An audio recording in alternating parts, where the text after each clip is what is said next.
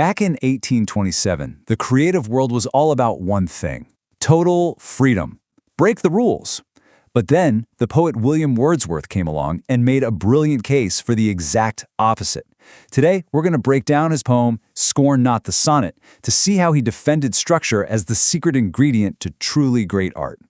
So let's just dive right in with the question that frames this whole thing. What if the very thing we think stifles creativity, a set of rules, is actually the key to unlocking it? It sounds like a total paradox, I know, but Wordsworth is about to prove his case, and it's pretty darn convincing.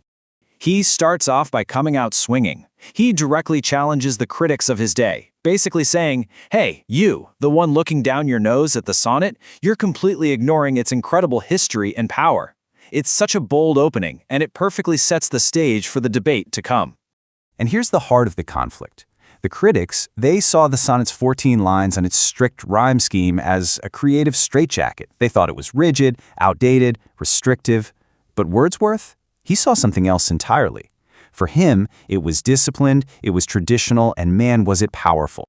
So, to prove his point, Wordsworth doesn't just argue with them. No, he's much more clever than that. He basically turns this whole thing into a courtroom drama. He puts the sonnet on trial and starts calling a whole lineup of legendary witnesses to testify on its behalf. And just look at this roster. I mean, wow, we are talking about a who's who of literary history. From Shakespeare all the way to Milton, Wordsworth brings in these absolute giants to show that the sonnet isn't some dusty old form. It's the chosen tool of geniuses. His first witness is, of course, the big one, Shakespeare. Wordsworth points out that Shakespeare used the sonnet as a key to unlock his heart, and the logic here is just undeniable. If the greatest writer of human emotion used this specific form to get his deepest feelings out, how could anyone possibly claim it's restrictive? Next up, he brings in Petrarch, who's basically the father of the sonnet. For Petrarch, it was something else. It was like a small lute, a musical instrument whose melody could soothe the wound of a broken heart. So now the sonnet isn't just expressive, it's also therapeutic. And the evidence just keeps coming. He shows how the Italian poet Tasso found comfort in the form, how Camoens used it to get through the pain of being exiled, and how even Dante, the poet of epic spiritual journeys, found a place for it in his own deep sorrow. This really shows you just how versatile this thing is. Even for a fantasy writer like Edmund Spenser, the guy who created the incredible world of the Fairy Queen, the sonnet wasn't a cage, it was a glowworm lamp, a small, steady light that helped him find his way through life's dark ways. But Wordsworth, he saves his most powerful evidence for last. He describes what happened when the sonnet was picked up by John Milton, a poet who was dealing with political chaos and even losing his sight. And in Milton's hands, the sonnet completely transformed. It was no longer a quiet key or a soothing lute. It became a trumpet, a loud, bold, authoritative instrument for blasting grand announcements out to the entire world. So after calling that all-star lineup of witnesses, you'd think Wordsworth had made his case, right? But he had one more trick up his sleeve, a final, undeniable piece of evidence that was hiding in plain sight the entire time. The clue is in this number. What in poetry always comes in a set of 14? Lines, of course. You see, the ultimate proof of the sonnet's power wasn't just in the history lesson he gave us, it was in the very DNA of his own argument. And here it is, the big reveal.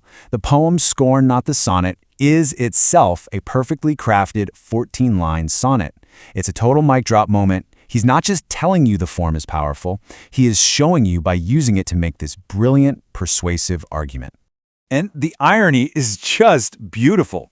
The critics accuse the form of being a prison for creativity, and Wordsworth's response is to build a masterpiece of creative argument from inside that very prison. He proves its value by demonstrating it in real time. This all builds up to a really powerful universal idea. This poem isn't just about poetry, it's about a concept called freedom within constraint. It's the idea that true creativity doesn't always come from a blank canvas with no rules. Instead, it comes from mastering the challenges that those rules provide. You know, when you think about it, the logic just makes sense. First, you get some rules. A boundary is set. That forces your creative energy to get focused instead of being scattered everywhere. Then you have to innovate inside those boundaries. And all that focused practice, well, that's exactly what leads to mastery. And this applies to everything. A musician creates an amazing solo within the constraints of a musical key.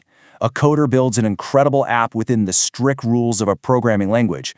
In sports, the rules are what make the game possible in the first place. Limits don't stop creativity, they give it a playground. So, this poem from almost 200 years ago leaves us with a very modern question. We're always told to think outside the box, but Wordsworth reminds us that sometimes the most profound creativity happens when we learn to master the space inside it.